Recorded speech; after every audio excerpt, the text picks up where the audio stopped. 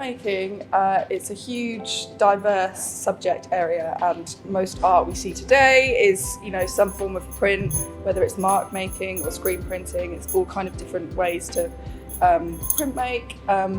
It's one of the only courses left in the country, so I think it's a real asset to the country, to this university, because we've got some amazing presses and some really unique equipment.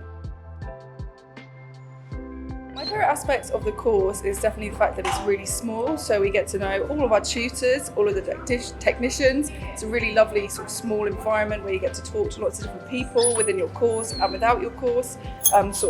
We get people in from VisCom, you meet people from painting. It's kind of a really nice community. I was really lucky that I took the opportunity to apply for masters in print, so I got into the Royal College to study print in September, with a lot of help from all of the tutors, kind of helping me get my portfolio together and sort of artist statement.